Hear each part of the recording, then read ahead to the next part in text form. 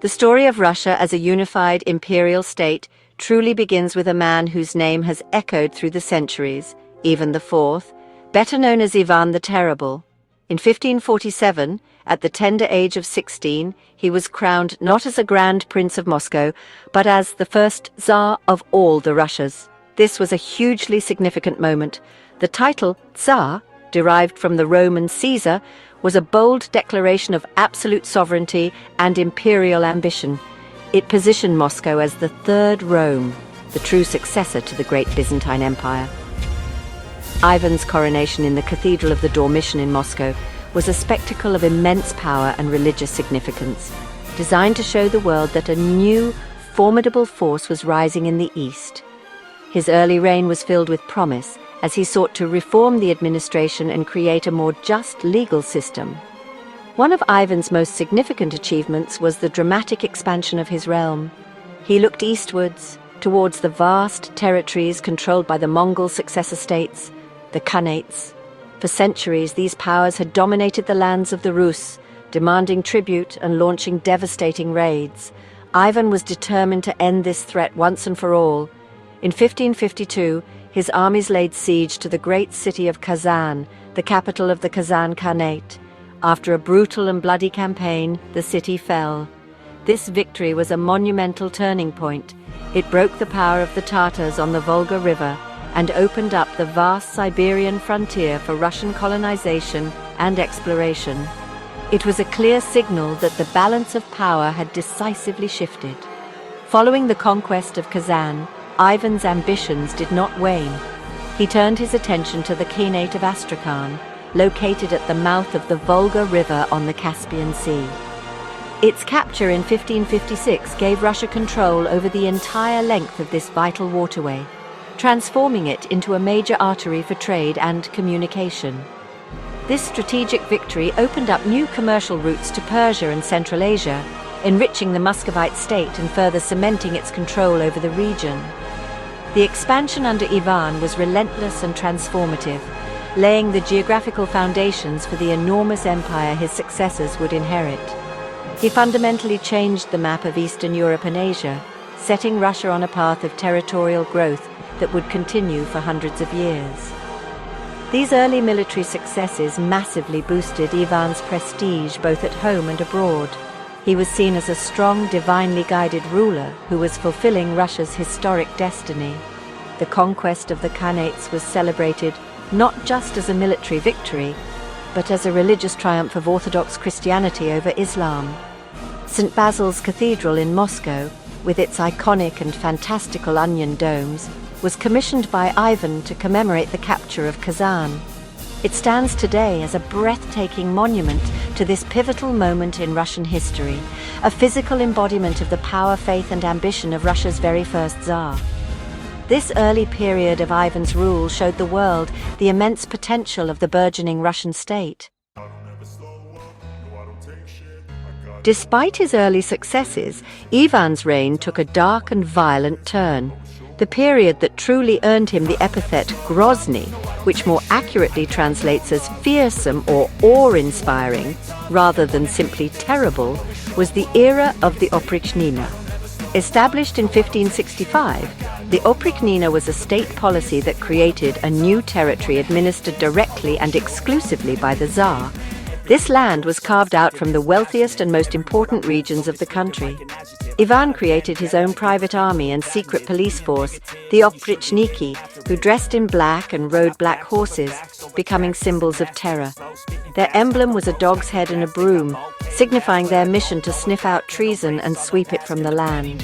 This marked a profound shift from reform to brutal repression.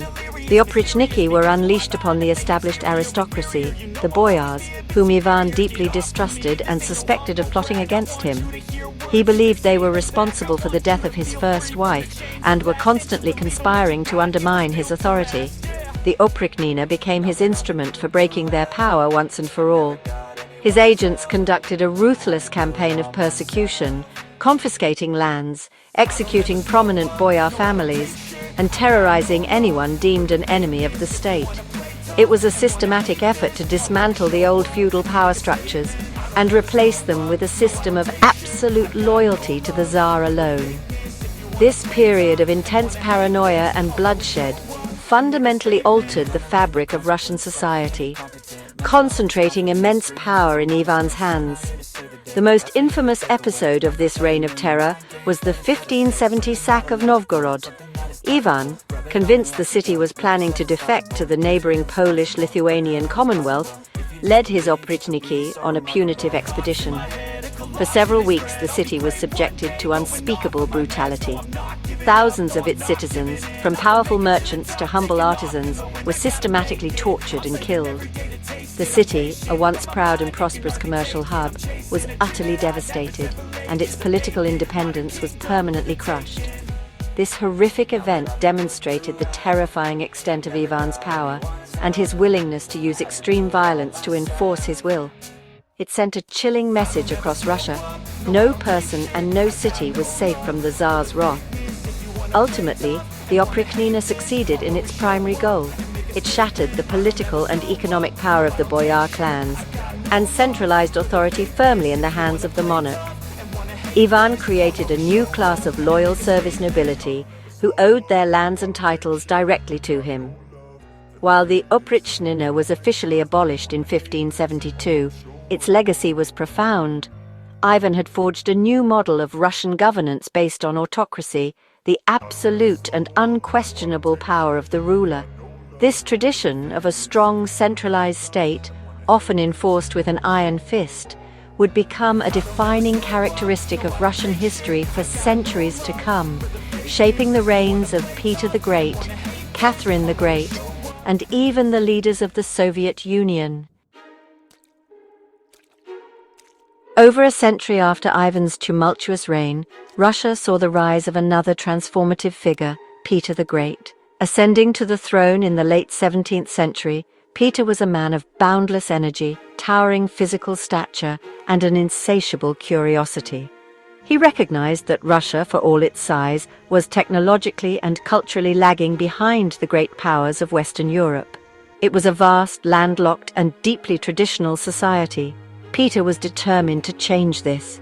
He believed that for Russia to survive and compete on the world stage, it needed a radical and rapid modernization. This wasn't just about small adjustments, it was about fundamentally re-engineering the Russian state and society along Western lines. To achieve this, Peter embarked on his famous Grand Embassy to Western Europe in 1697–98. This was an unprecedented journey for a Russian monarch. Traveling incognito as carpenter Pyotr Mikhailov, he immersed himself in the West. He visited Holland and England, working in shipyards to learn the latest techniques of naval architecture firsthand. He studied artillery, administration, manufacturing, and city planning. He was fascinated by Western science, technology, and military organization. This trip was a profound education for the young Tsar. He returned to Russia not just with new knowledge, but with a burning conviction that Russia had to adopt Western ways, whether it wanted to or not. He brought back hundreds of European experts to help him implement his vision. Peter's reforms were sweeping, forceful, and often brutal. He sought to change everything, from the structure of the army to the way people dressed. He introduced a new European-style military based on conscription, equipped with modern firearms and trained by foreign officers. He reformed the government, replacing the old cumbersome Boyar Duma with a more efficient Senate and a system of administrative colleges modeled on those in Sweden. He even took on social customs, famously imposing a tax on the traditional long beards worn by Russian men, seeing them as a symbol of backwardness. He ordered his courtiers to adopt Western clothing and manners, fundamentally altering the culture of the Russian elite. These reforms were not just about appearances, they were about creating a more dynamic and powerful state. Peter championed education, establishing schools of mathematics, navigation, and engineering. He simplified the Cyrillic alphabet to make printing and literacy easier. He reformed the calendar and introduced new industries, encouraging mining and manufacturing to reduce Russia's dependence on foreign goods. Peter's revolution was top-down and relentless. He faced considerable opposition from traditionalists who saw his changes as a betrayal of Russian identity and Orthodox faith. But Peter was unyielding, using his absolute power to drag Russia, kicking and screaming, into the modern era. His goal was nothing less than to build a new Russia. Peter the Great understood that for Russia to become a true European power, it needed access to the sea. Its only major port at the time, Arkhangelsk, was in the far north and frozen for much of the year. The key to the sea lanes of northern Europe was the Baltic Sea, which was dominated by the formidable military power of the Swedish Empire. In 1700, Peter launched the Great Northern War against Sweden, a conflict that would last for 21 long years. The initial stages were a disaster for Russia. Peter's newly reformed army was crushed by the brilliant Swedish king Charles XII at the Battle of Narva. It was a humiliating defeat, but for Peter it was a valuable, if harsh, lesson. Rather than admit defeat, Peter redoubled his efforts. He used the defeat at Narva as a catalyst for even more intense military and industrial reforms. He melted down church bells to cast new cannons and accelerated the training of his new army. While Charles XII was occupied with campaigns in Poland and Saxony, Peter methodically seized Swedish territories along the Baltic coast. His persistence paid off. In 1703, on a marshy piece of land captured from the Swedes at the mouth of the Neva River, he founded a new city. He named it St. Petersburg. This was to be his window to the west, a forward-facing capital that looked towards Europe, not the old heartland of Moscow. It was a bold and defiant statement of his intentions. The building of St. Petersburg was a monumental undertaking, achieved at a terrible human cost. Tens of thousands of serfs and laborers were conscripted from across Russia to work in the treacherous, marshy conditions. Many died from disease, malnutrition, and exhaustion. The city was built on their bones. Yet Peter was relentless. He ordered architects and engineers from Italy, France, and Germany to design a grand European-style city of canals, straight avenues, and magnificent stone palaces. He compelled the nobility to move from Moscow and build lavish homes there. St. Petersburg was more than just a city. It was the physical embodiment of Peter's vision for a new Russia, modern, maritime, and European. The turning point of the Great Northern War came in 1709 at the Battle of Poltava in modern-day Ukraine. Charles XII, having marched deep into Russian territory, was decisively defeated by Peter's rebuilt and revitalized army. This victory was a sensation across Europe. It shattered the myth of Swedish invincibility and announced Russia's arrival as a major military power. The war finally ended in 1721 with the Treaty of Nystad. Sweden ceded its Baltic provinces of Livonia, Estonia, and Ingria to Russia, securing Peter's window to the west permanently. Peter the Great had not just won a war, he had fundamentally reordered the balance of power in Northern Europe and officially declared the birth of the Russian Empire.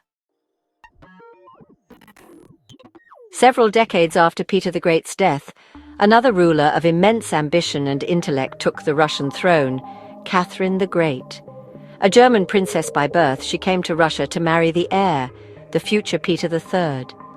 Their marriage was, well, pretty unhappy, and Catherine, intelligent and politically astute, quickly realized her husband was an ineffectual ruler. In 1762, just 6 months after he became Tsar, Catherine orchestrated a clever and bloodless coup with the help of the powerful Imperial Guard. She seized power for herself, becoming Empress of Russia. Unlike Peter, who was a native Russian, Catherine had to work hard to legitimize her rule, mastering the Russian language and embracing the Orthodox faith with great public enthusiasm. Catherine was a fervent admirer of the European Enlightenment. She corresponded with leading philosophers like Voltaire and Diderot, cultivating an image of herself as an enlightened despot. This was the idea of a monarch who ruled with absolute power, but used that power to enact rational reforms for the good of their subjects. She genuinely believed in the power of reason, education, and the arts to improve society. Early in her reign, she convened a legislative commission, bringing together representatives from all social classes, except the serfs, to help codify Russia's laws.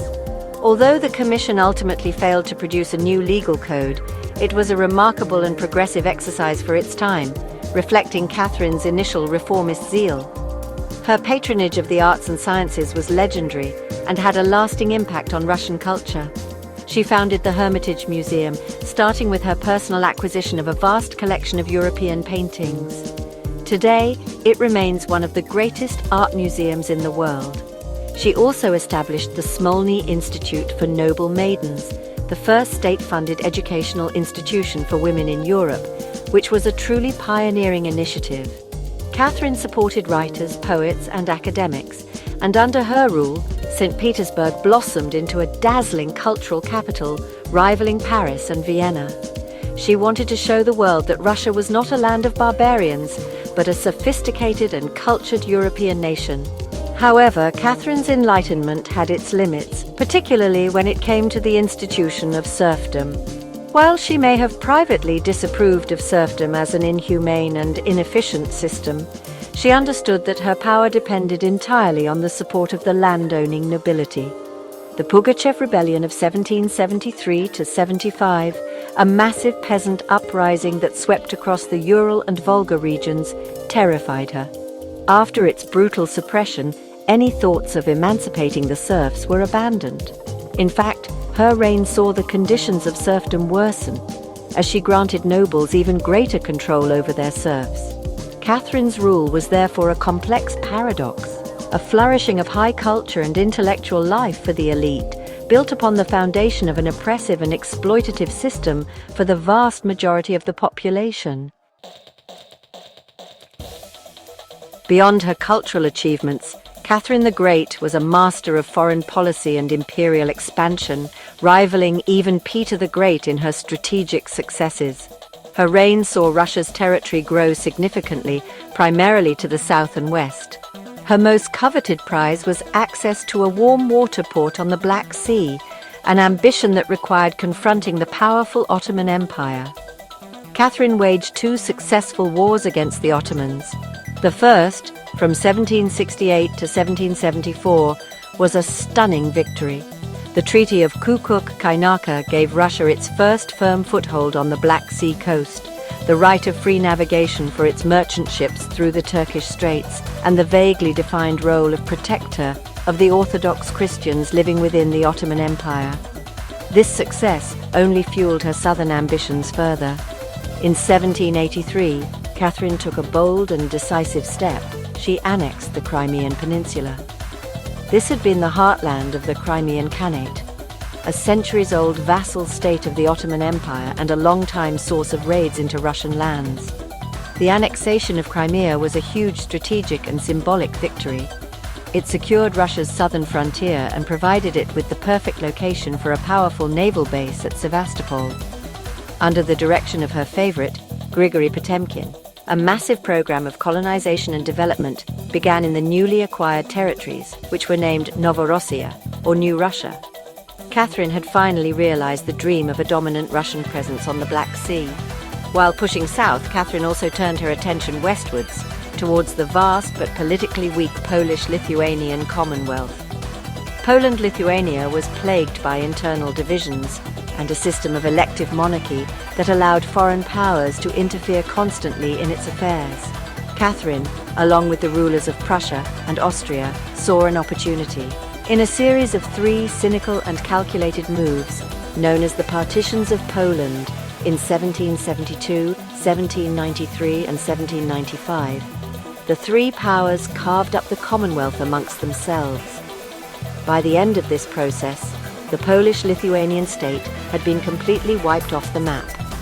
Russia gained the largest share, absorbing huge territories that now comprise much of modern-day Belarus, Ukraine, and Lithuania. By the end of her reign in 1796, Catherine had added over 200,000 square miles of new territory to the Russian Empire. Russia was now, without question, a dominant force in European politics. Its influence stretched from the Baltic to the Black Sea, and its armies were a force to be reckoned with. She had completed the work started by Peter the Great, cementing Russia's status as a great European empire. However, this expansion also brought new challenges. It incorporated large populations of Poles, Jews, and Ukrainians who had different cultures and religions, creating internal tensions that would simmer for generations. Catherine the Great left behind a powerful, vast, and culturally vibrant empire, but one whose internal contradictions were becoming increasingly apparent. The autocratic system forged by Ivan, Peter, and Catherine proved remarkably durable, but by the early 20th century, it was crumbling under immense pressure. Russia's disastrous performance in the First World War was the final straw. The war exposed the incompetence of the Tsarist government, led by Nicholas II. The army suffered catastrophic losses, and at home the population faced severe food shortages, rampant inflation, and economic collapse. Discontent was widespread, simmering among factory workers in the cities, land-hungry peasants in the countryside, and weary soldiers on the front lines. In February 1917, mass protests and strikes in the capital, Petrograd, formerly known as St. Petersburg, spiraled into a full-blown revolution. The army refused to fire on the protesters, and Nicholas II was forced to abdicate, bringing over 300 years of Romanov rule to an abrupt end. Following the Tsar's abdication, a weak provisional government took power, but it failed to solve Russia's deep-seated problems. Crucially, it decided to continue the deeply unpopular war against Germany. This created a power vacuum that was expertly exploited by a radical faction of socialists known as the Bolsheviks. Their leader was Vladimir Lenin, a brilliant and ruthless revolutionary who had recently returned to Russia from exile. Lenin offered the people a simple and powerful message, encapsulated in the slogan, "Peace, Land and Bread." He promised an immediate end to the war, the redistribution of land to the peasants, and an end to the food shortages. This message resonated powerfully with the disillusioned masses. Throughout the summer and autumn of 1917, the Bolsheviks steadily gained support in the Soviets, councils of workers and soldiers that had sprung up across the country. On the night of the 24th to 25th of October, by the old Russian calendar, they made their move. Led by Lenin and organized by Leon Trotsky, the Bolshevik Red Guards launched a coordinated armed insurrection in Petrograd. They seized key strategic points throughout the city, railway stations, post offices, and bridges. The climax of the coup was the storming of the Winter Palace, the seat of the provisional government. It was a swift, relatively bloodless takeover. The provisional government collapsed with barely a fight, and Lenin announced the transfer of all power to the Soviets. The October Revolution was a seismic event that changed the course of world history. It brought an end not just to the Tsarist Empire, but also to the brief experiment with liberal democracy. The Bolsheviks quickly set about creating a new kind of state, the world's first socialist republic. They signed a peace treaty with Germany, nationalized the banks and major industries, and began the process of building a one-party dictatorship. This revolution did not bring immediate peace to Russia, however. It plunged the country into a brutal and devastating civil war that would last for years, pitting the Bolshevik Reds against a loose coalition of anti-communist forces known as the Whites. The Tsarist era was over, and the age of the Soviet Union had begun. The victory of the Bolsheviks in the Civil War led to the formal creation of the Union of Soviet Socialist Republics, or USSR, in 1922. Under Lenin, and later and more brutally under Joseph Stalin, the country underwent another period of radical and violent transformation. Stalin's rule was defined by two main policies: rapid industrialization and the forced collectivization of agriculture. The five-year plans aimed to turn the agrarian Soviet Union into an industrial superpower in a single decade. While industrial output soared, the human cost was staggering. The collectivization of farms, which forced millions of peasants onto state-run agricultural collectives, was met with fierce resistance. It resulted in a catastrophic famine, particularly in Ukraine, that killed millions of people. Stalin consolidated his power through terror. The Great Purge of the 1930s saw millions of people, from old Bolshevik rivals and military leaders to ordinary citizens, arrested, sent to Gulag labor camps, or executed by the NKVD secret police. A pervasive climate of fear and paranoia gripped the nation. Despite this internal brutality, the Soviet Union emerged as a formidable military power. This was proven in the Second World War, known in Russia as the Great Patriotic War. After being invaded by Nazi Germany in 1941, the USSR suffered immense devastation, but ultimately played a decisive role in defeating Hitler. The Red Army's victory at Stalingrad was a critical turning point, and its march to Berlin cemented the USSR's status as a global superpower. After the war, the world was divided into two opposing blocs, sparking the Cold War. The United States and its Western allies stood on one side, while the Soviet Union and its satellite states in Eastern Europe, behind the so-called Iron Curtain, stood on the other. For over 4 decades, this tense ideological, political, and military standoff dominated international affairs. The period was marked by an intense arms race, including the development of nuclear weapons and a space race, which saw the USSR achieve early successes like launching Sputnik, the first artificial satellite, and sending Yuri Gagarin, the first human, into space.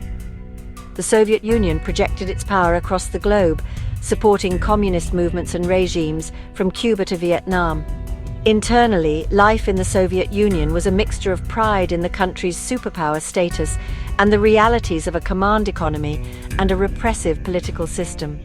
Citizens had access to free education and healthcare, and there was no unemployment. However, there was also a chronic shortage of consumer goods, long queues for basic necessities, and a complete lack of political freedom. Dissent was ruthlessly suppressed, and the state controlled all aspects of media and culture through pervasive propaganda. The Soviet system, which had been forged in revolution and war, appeared to be an unshakable and permanent fixture of the global landscape, a mighty empire built on a communist foundation. By the 1980s, the Soviet system was in deep crisis.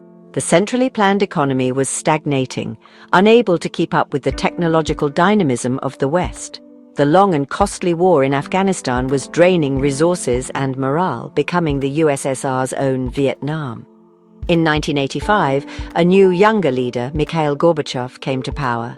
He recognized that the system was failing and introduced 2 radical new policies to try and save it. Glasnost, meaning openness, which allowed for greater freedom of speech and political discussion, and perestroika, or restructuring, which aimed to reform the moribund economy. Gorbachev hoped these reforms would revitalize socialism, but instead, they unleashed forces he could not control. Glasnost allowed long-suppressed nationalist sentiments in the various Soviet republics to come to the surface. From the Baltic states of Estonia, Latvia, and Lithuania to the Caucasus and Central Asia, people began demanding greater autonomy and eventually full independence. The economic reforms of perestroika caused chaos and failed to deliver improvements, further eroding public faith in the government. The weakening of Soviet control also led to the collapse of the communist regimes in Eastern Europe in 1989, symbolized by the fall of the Berlin Wall. In August 1991, hardline communists attempted a coup to oust Gorbachev and reverse his reforms. The coup failed, largely thanks to the defiance of Boris Yeltsin, the president of the Russian Republic, but it fatally wounded the authority of the Central Soviet government. In the aftermath of the failed coup, the process of dissolution became unstoppable. One by one, the Soviet republics declared their independence. On Christmas Day 1991, Mikhail Gorbachev resigned as president of the USSR, and the Soviet flag was lowered from the Kremlin for the last time. The Soviet Union officially ceased to exist. In its place emerged 15 new independent countries, with the Russian Federation as the USSR's successor state. The 1990s were a tumultuous and difficult period for Russia. Under President Boris Yeltsin, the country underwent a painful transition to a market economy marked by shock therapy, hyperinflation, economic collapse, and rising inequality. It was a time of national humiliation and uncertainty.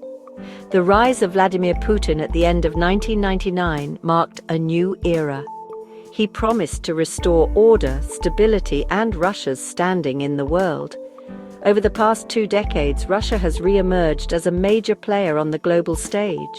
It has leveraged its vast energy resources, rebuilt its military, and pursued a more assertive foreign policy, challenging the post-Cold War international order.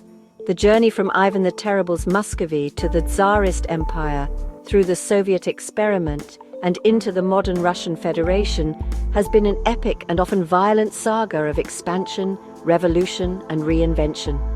Today, Russia continues to navigate its complex legacy as it forges its path in the 21st century, a nation forever shaped by its immense and dramatic history.